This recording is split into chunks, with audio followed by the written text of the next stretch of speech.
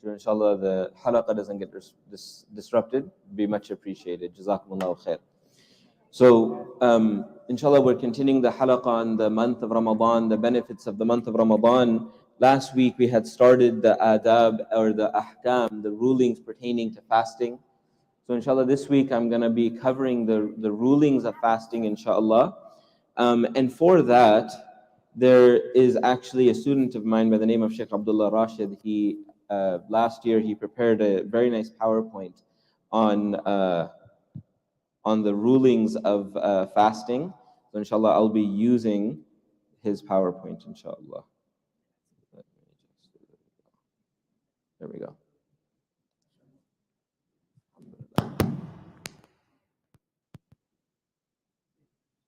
Oh, it's back? Okay. So, Bismillah ar-Rahman ar-Rahim. So, when it comes to fasting, right, number one, what is fasting?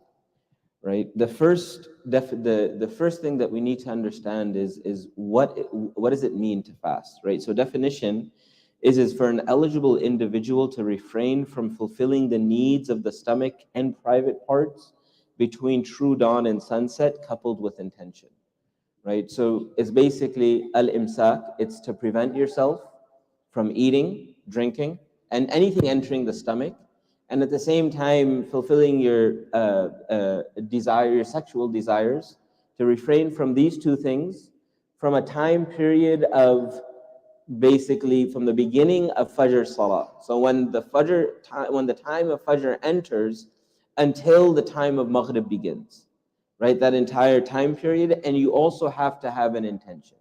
An intention is also necessary. What are the integrals of fasting? Abstention from fulfilling the desires of the stomach and private part, essentially. Time, as we already mentioned, from the onset of Fajr until the setting of the dawn. Now, when is it necessary for a person to make the intention, right? So the intention of, first of all, we need to understand is that if we do not make an intention of fasting, our fast is not accepted, right? It will not count, right? Intention is necessary for a fast to be accepted in the court of Allah subhanahu wa ta'ala. Now, what is an intention? An intention is not that we have to recite anything audibly. We do not need to make any specific dua. It is preferable that we do make those duas, or it is preferable that we do make the niyyah verbally. But that is not necessary, because niyyah is an action of the heart, right? So now, what does that mean? That means that before you just know that you're fasting, right? You know that I'm fasting for the month of Ramadan. That'll suffice, right? Now, when does this mas'ala, when does this ruling come into play? Is that, for example, if someone just refrains from eating or drinking, nowadays it's very common for people to do intermittent fasting, for people to only eat once a day, right, and things like that. So if a person just refrains from eating and drinking and fulfilling his sexual desires from Fajr until Maghrib, and he never made the intention of fasting, then that will not count as a fast. Another example where this ruling will come into play is if a person wakes up, right? Or let's say he was not feeling well the night before, right? So the night before, and if you go to sleep with the intention that you're going to fast in the morning, then that is fine. Right? That'll suffice, because you had intention. The intention needs to be made from the Maghrib of the day before, right? From the Maghrib of the day before, the intention needs to be made. So another example where this mas'ala will come into play is that if a person he goes to sleep, he's not so well. He's not sure if he's going to fast the next morning, right? He's kind of bain. He's not sure, 50-50. He might fast, might not fast. So in that case, it is necessary for him when he wakes up that he makes that intention. Now, until what time does he have leeway to make an intention? Does he need to make an intention before the actual fasting begins, right? Or is it that he has time within? Because if it was necessary for a person to make intention before the fast begins, then the person would need to wake up before Fajr time and make the intention, right? However, the scholar says that is not necessary. The time period that you have is until half of the day, right? Half of the day. That is the time, by then you have to have made your intention. So you could essentially wake up, right? And this has happened to me as well, is that I wake up, I'm not feeling 100%, right? So I don't know if I'll be able to complete the fast or not. So then what I do is that, or what I did was that I didn't make an intention in the beginning of the day, right? I did not make an intention. Rather, what I did was that I just said, let me see how it goes. But before half day hit, then you have to make the intention. Before then, you have that leeway to make the intention, right? So this is in regards to making the intention. Now, what are conditions that make Ramadan obligatory upon a person? Yani, what are conditions that make fasting obligatory upon a person in the month of Ramadan? Number one is they have to be Muslim, right? They have to have Islam. Number two, they have to be sane. Number three, they are mature, right? Mature, not intellectually mature, but physically mature, right? So if a person becomes physically mature, he becomes baligh by the age of 12, then fasting becomes fard upon them, right? If that's 13, whatever age that is, fasting is not fard upon them. They have to have knowledge. What knowledge? They have to have knowledge that it is the month of Ramadan.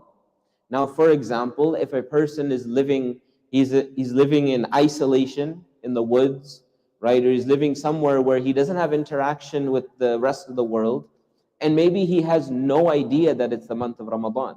He had no idea that the moon was sighted, etc. Then upon him, fasting is not actually, it has not become fard because he doesn't even know that the month of Ramadan has entered. And then the next condition is that health. He should be healthy, right? Upon a sick person, fasting is not fard now, right? And the sick person has a choice. And then there's times, there's scenarios when a sick person is excused from the fast.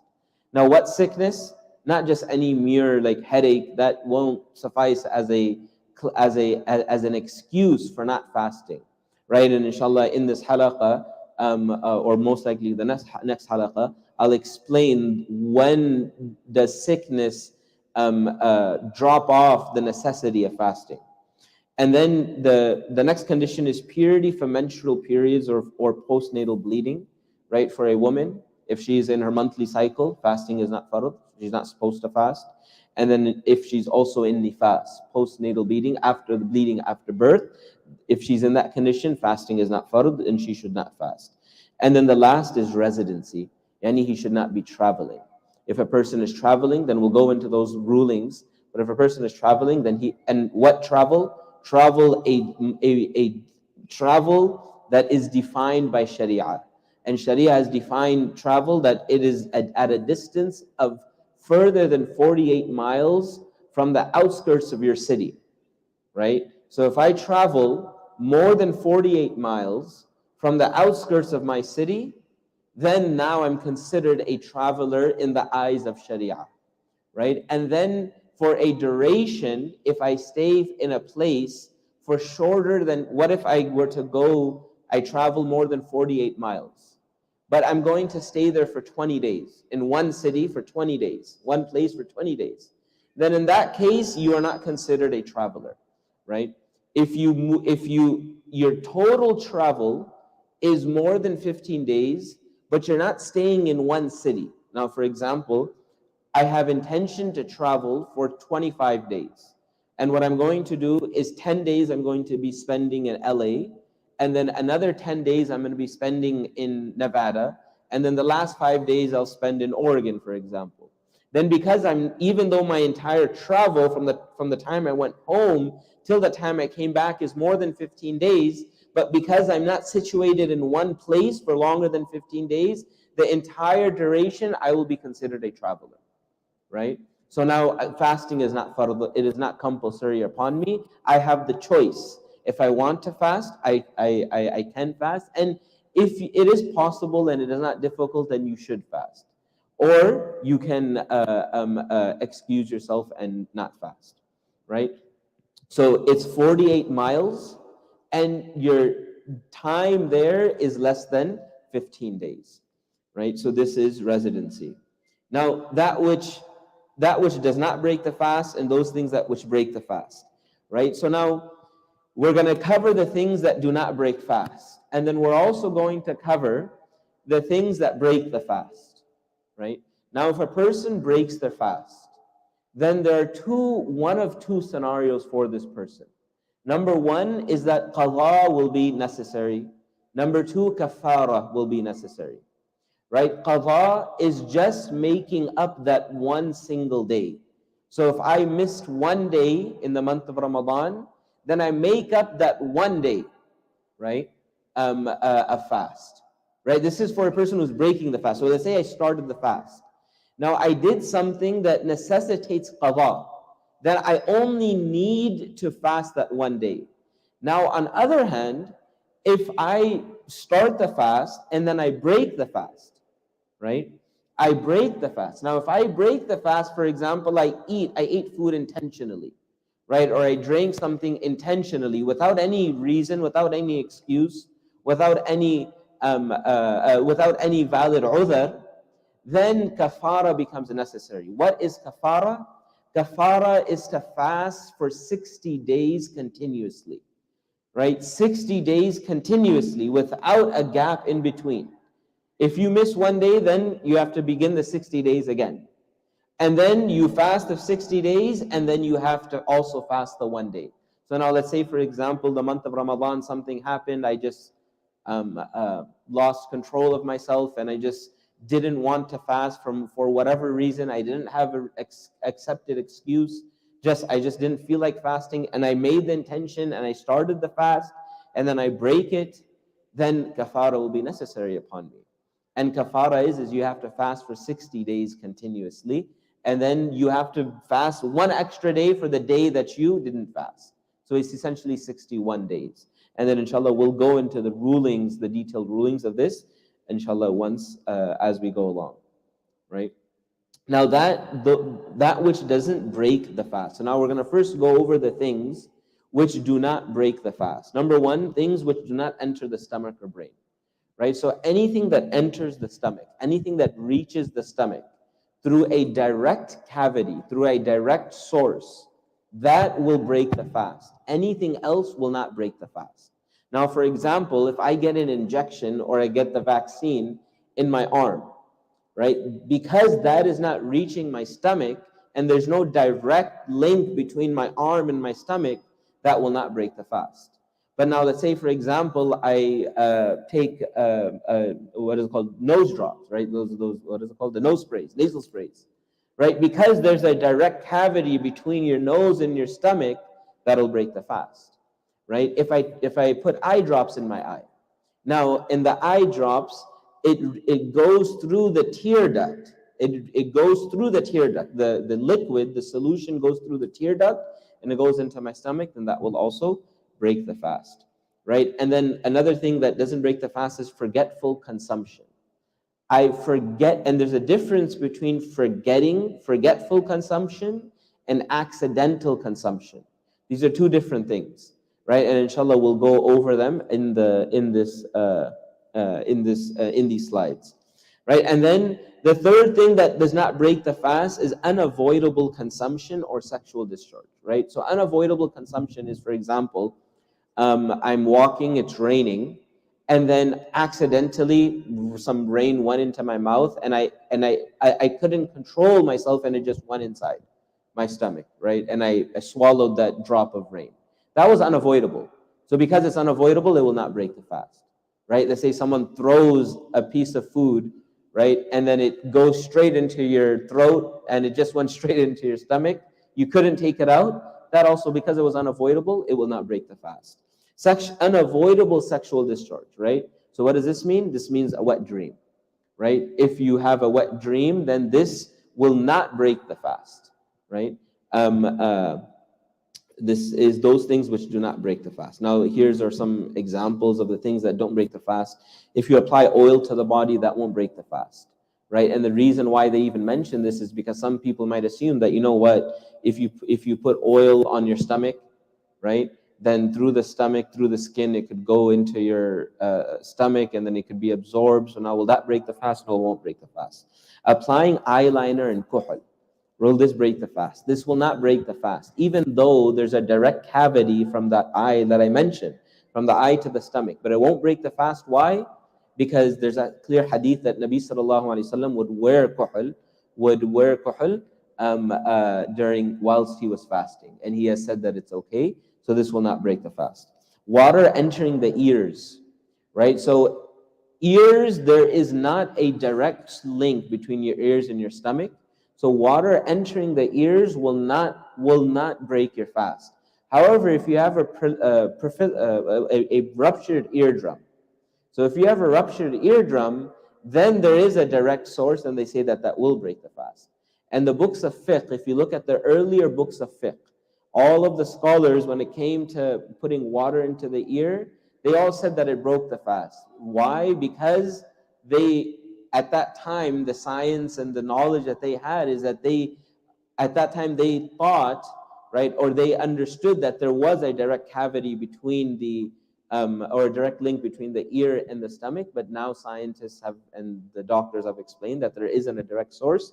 So that's the reason the masala has changed. So if you look in the earlier books of fiqh, right, when I mean earlier, I mean within the first few centuries, within the first like 5, or actually up until like 700-800 years after Hijri, probably even later than that, you'll always find all the books of fiqh will say that anything entering the ear will break the fast. But now that masala has changed, because now we know the reality of it. Cupping does not break the fast. Why? Because nothing is going out, nothing is going into the body directly into the stomach, right? So now another common question that we have is that drawing blood, will that break the fast? That will also not break the fast. A lot of people, this is a common question that I get every single month of Ramadan. Someone will always text, is it okay for me to donate blood, or can I take blood out? Can I go for a blood test? Yes, you can, because you're not taking anything out. You're not putting anything into your body. You're taking something out. But that can be makruh and disliked if by taking this, for certain people, if when they draw blood, they become very weak, right? So if you know that you're one of those people that draws blood and they become weak, then you should not do it, unless obviously it is a medical emergency and you have to do it, then that's a whole different situation.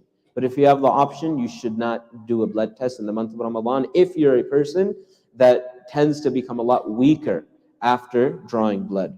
Backbiting does not break the fast. It's a major sin, but a major sin does not break your fast.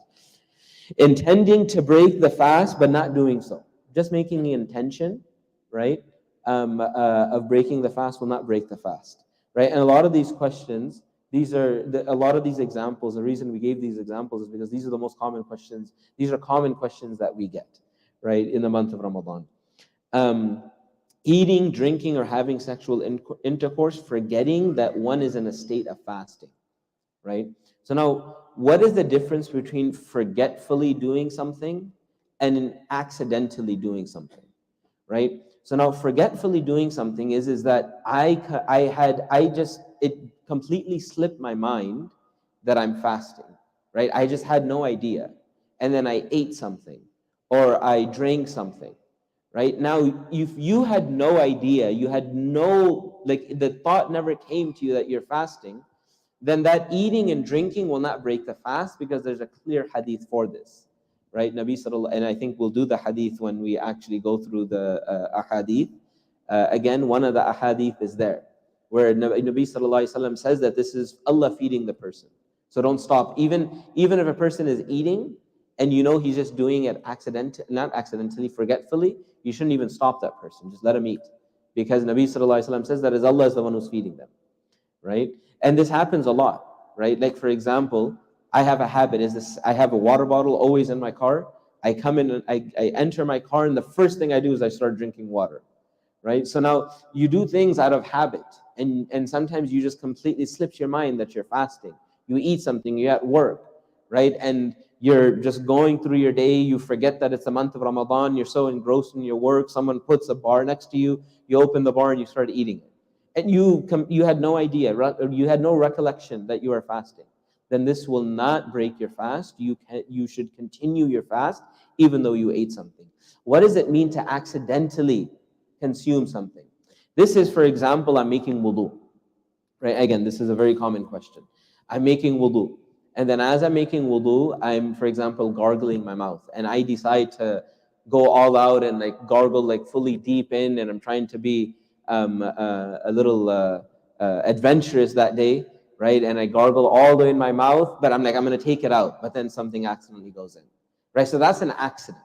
So if you accidentally do something, then this will break your fast, but it will not necessitate kafara. It will only necessitate qada, right? It will not necessitate kafara. Qada, and qada is where you only have to fast that one day. You don't have to do the 60 fast. Unintentional inhalation, consuming of smoke or dust, inhaling smoke or dust, right? Secondhand smoke comes into this. If you smoke, you break your fast. Your fast is broken, right? But now what if someone smokes right next to me? And then they blow the smoke right into me, and then I'm consuming that smoke, right? So now if that happens, then that will not break the fast, because this was unavoidable, right? This was unavoidable, and this was something that I had absolutely no control over. Similarly, if dust particles go inside your mouth, that will not break your fast. Swallowing a fly will not break the fast, because obviously that was done unintentionally. Tasting or chewing something, so long as it does not enter the throat, this will not break your fast.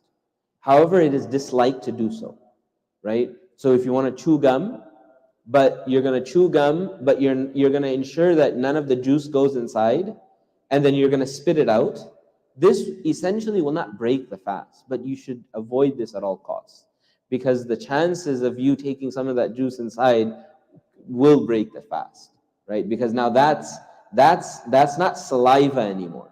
That's almost like juice, right? So now that, if you swallow that juice, then that will break the fast, right? Now under this mouthwash, a common question is, are we allowed to use mouthwash? Yes, you're essentially allowed to use mouthwash, in the essence that it won't break the fast. But just because it's not breaking the fast does not mean that we should do it, right? And I know when you fast, there's a smell that emanates from our mouth, right? And sometimes it becomes a very strong and a foul smell, right? If you don't do anything. Why? Because there's a clear hadith where Allah subhanahu wa ta'ala says that, where Nabi sallallahu alaihi wasallam says that the foul smell that emanates from a fasting person is beloved to Allah subhanahu wa ta'ala. We might dislike it, but Allah subhanahu wa ta'ala says that He loves it, right? So we should try to avoid doing that. But if you're in a situation that you're going to be around other people, and you're at work or something and it's a very foul smell, then at that time, then maybe you should just ensure that nothing goes inside your stomach. Wet dreams. If you have a wet dream while you're fasting, this will not break your fast as well, right? Now moving on, those things which breaks the fast and requires an expiation, and requires kafara. Number one, breaking the Ramadan fast in its time, right? So I'm fasting in the month of Ramadan. I break the fast, right, without any excuse, for no reason, right? I ate something. This now necessitates kafara. I have to do kafara, right? It's not just I make up that one day. You have to do kafara. You have to fast for 60 days, right? So it's not something that we should at all costs avoid, right? And ensure that we protect ourselves from doing those things which necessitate kafara. Number two, consuming that which is not detestable, right? So what does that mean? So now, for example, if someone eats something that is usually not eaten, right? Something that's unedible, but they still eat it, right? That will, depending on the item, it could break the fast, right? It could not. If it does break the fast and it's an unedible item, then definitely this will not necessitate kafara, right? And the third is that there's no extenuating circumstances. There wasn't any difficulty. There weren't any reasons. He just, for the sake of it, he decided to break his fast. Then at that point, kafara becomes necessary, right? Note, expiation, kafara, is only binding for breaking the fast after starting it, right? This is another thing important to note, that if this kafara only becomes necessary When if you start the fast, and you made intention, you started the fast, and then after that you break the fast without a valid excuse, then kafara becomes necessary and binding upon you. Right? Examples of this is sexual intercourse. This will break the fast. Whether you ejaculate or not, it'll break the fast. Eating or drinking purposefully, whether for nourishment or medical benefit, right? This will break the fast. Intentionally swallowing rainwater once it enters the mouth, intentionally doing it, right? So you're extremely thirsty and then it's raining and you're fasting and you're just like, let me take advantage of the rain that Allah's sending down. So you open your mouth intentionally and you swallow some of the water. This will break the fast and it'll necessitate kafara. Eating that which is considered generally edible, such as animal fat, jerked or cured meat, unprocessed wheat, seeds of grain, sesame, or something of the like. All of these things will necessitate qada and kafara both at the same time. Now, the things that, those things which break the fast, but does not require kafara. So now these are things that will break the fast, but they will not require kafara. Number one is if you eat anything that is not nourishing, right? That is not edible, that is not normally eaten. These things will not break the fast. And this was a masala that you find in the early books of fiqh, is that people would eat pebbles, I guess out of extreme hunger, right? Nowadays, I guess it's paper, right? Sometimes we'll eat paper, right? And maybe it's a habit of eating paper. That will break the fast because you're taking something down your throat into then it's reaching the stomach. Number two, extenuating circumstances. So now, for example, I started my fast, I made intention, and then I became very ill in the middle of the fast, right? I got an extreme migraine, or I caught a fever, or whatever other illness it is. I became extremely ill. Then at that point, and you are, meaning you have a valid excuse, then it's okay to break the fast. And if you break the fast, you eat intentionally to give yourself strength, or you take medicine or whatever, this will not necessitate kafara, and you will not need to fast for 60 days continuously. You just have to make up that one day. Number three is due to a misunderstanding or misinformation, right? So now an example of this is someone told you that you're allowed to eat a specific type of food, right, while you're fasting. I don't know. You might read something online, social media, right? You hear something that you're informed.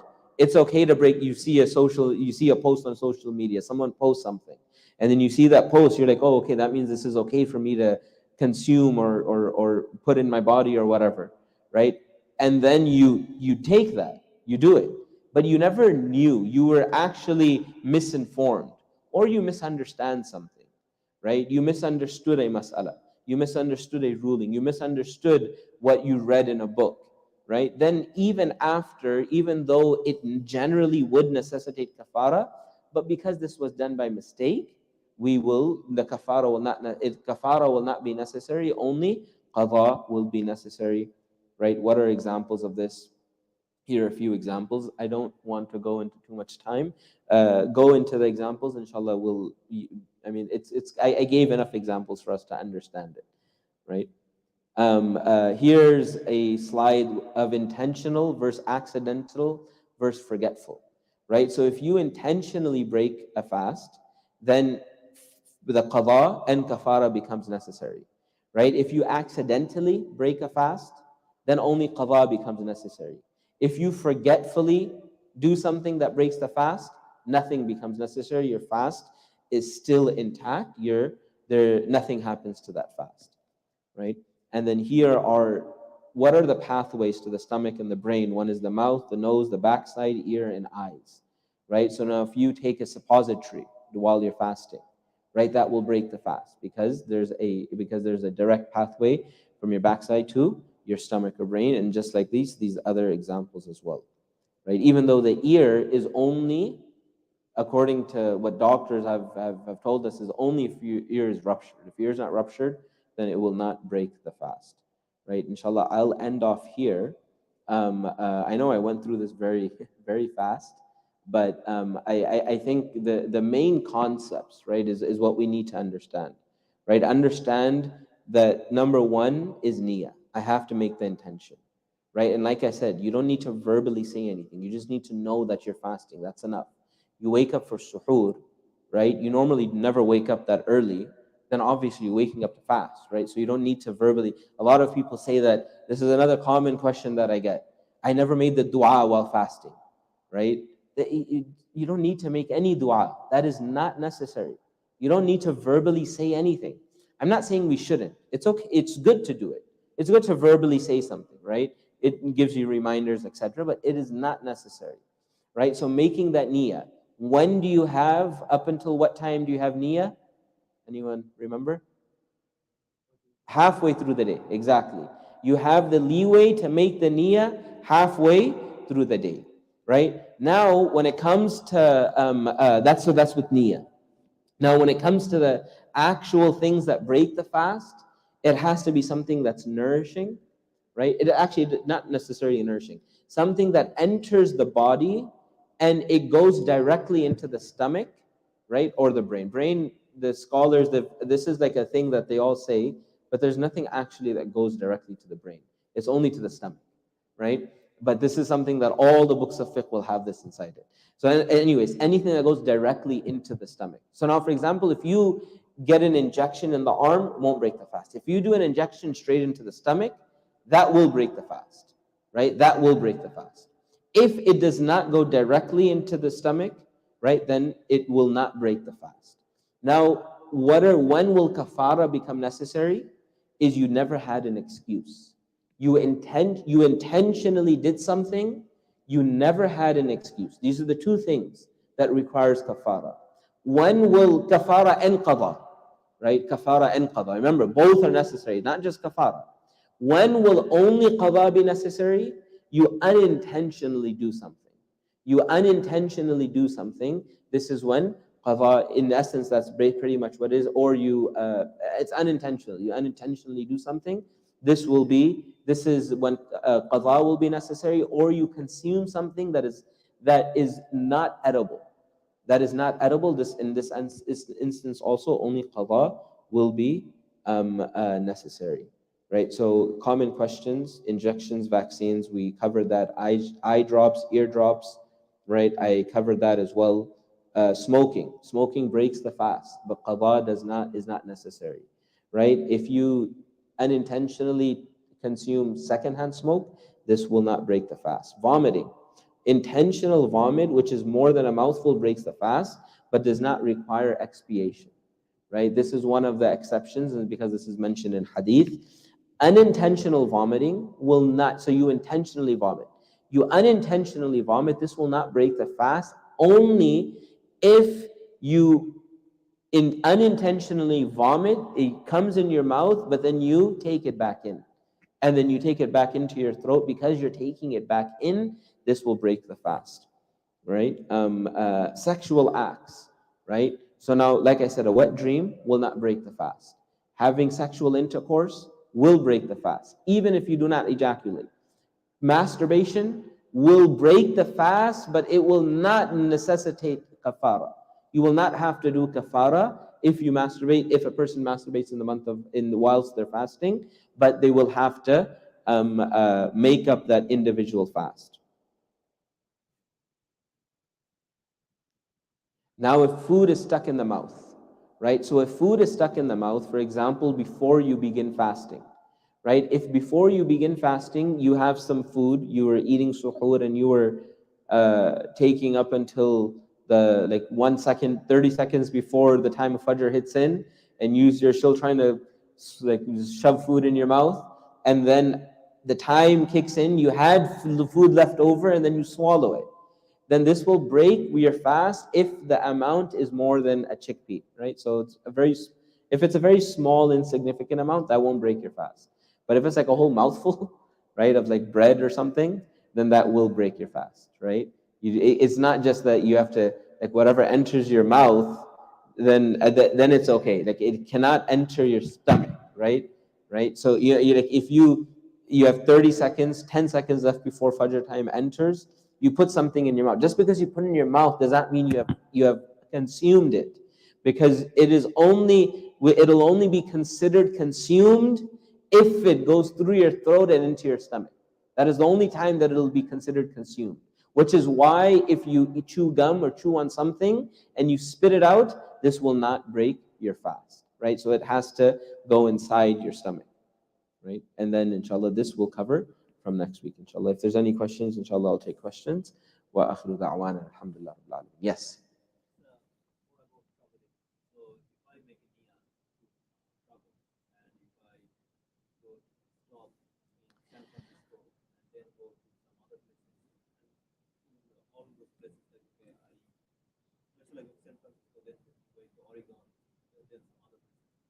So if I stop in San Francisco, staying 1 or 2 days, then moving on. So what is the ruling on that? Okay. So your intention is to go to Oregon, right? My intention is to go to Oregon, but you live in Santa Clara, and your first stop is in San Francisco. Then because your intention is to go to Oregon, and once your intention is to travel for 48 miles, then you will be considered a traveler the second you leave the boundaries of your city. So the second you leave Santa Clara, the boundaries of Santa Clara, you're now a traveler. You're considered a traveler, right? So then all the rulings of traveling when it comes to salah and fasting will be now applicable to you. Even if you don't travel, right? Even if you don't, for some reason, you don't end up in Oregon. You go to San Francisco, you stay there for 2 days, and then an emergency happened and you have to come back. Then those 2 days, you were under the assumption that you are a traveler, right? Your intention changed. So up until your intention changed, you will still be considered a traveler. Everything, when it comes to travel, everything revolves around the intention that you make. Right? Yes.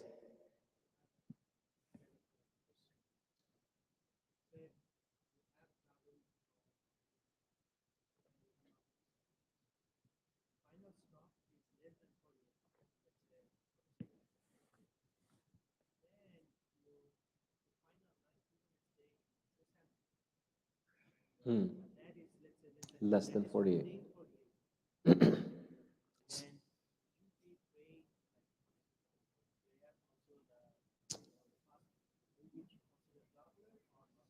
So the question, very good question, is that you're traveling, your initial travel was more than 48 miles, right? And you stayed for 13 days there, right?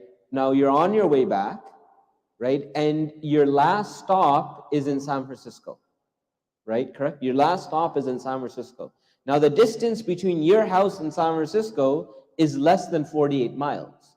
So now does that mean because I've entered the boundary of the 48 miles, now does that mean the question is am I still considered a traveler or not in Sharia? You are considered a traveler until you do not enter the boundaries of your city, right? So when we were young, when we would do this, then there were times when me and my friends, we shouldn't have done this, but we were young. So then we would be traveling, and then on the way back, we would have to pray Isha Salah. So then we would literally stop. I've done this where I stopped on the side of the freeway, right outside the boundaries of the city, then pray my 2 rak'ahs, and then I would enter, just so I could get the 2 rak'ahs. I mean, essentially, it's jaiz, it's permissible, right? But you're kind of playing the system. It's not something we should do, right? But it is permissible to do that. But we were young, so yes.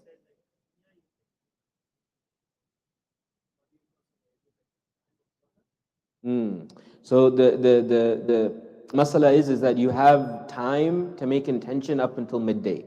So what time is that? That is the time, basically you go from the beginning of Fajr till Maghrib, halfway in between.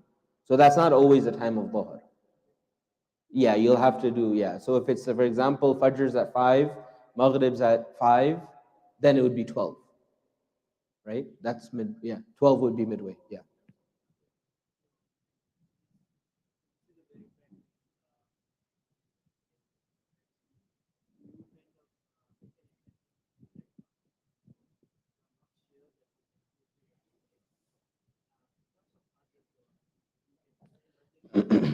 So the question is that I had said that let's say you're not feeling 100% well in the beginning of the day, and then you make the intention, or you haven't made the intention, you're not sure you know what, if I'm going to fast or not. But what you do is you abstain from eating.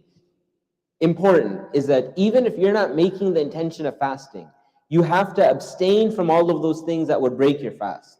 So even if you didn't make intention, right? You did not make intention, but you did something that would have broken your fast if you had made an intention, then you cannot fast that day, right? There's no fasting that day. But now the question is let's say I'm in a situation where I'm intentionally not making intention in the beginning of the day. I'm going to wait to decide if I'm going to fast that day, but I'm going to abstain from all the things that will break the fast. Does there decrease in any ajr? No, there shouldn't be any decrease in ajr, right? There shouldn't be any decrease in reward from the fast in itself.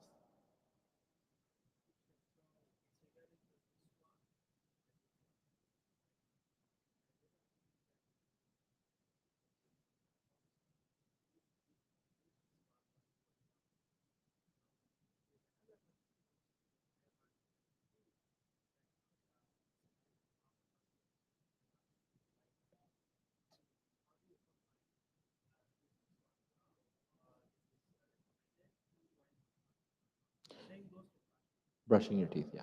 So the question, a good question, and that exact scenario is going to come in the slides. Next week, inshallah, I'll try to finish the slides by next week. But the question is that is it okay, number one, to fast in the month of Ramadan, right? Because there's hadith of Nabi sallallahu alaihi wasallam in which he said, in which he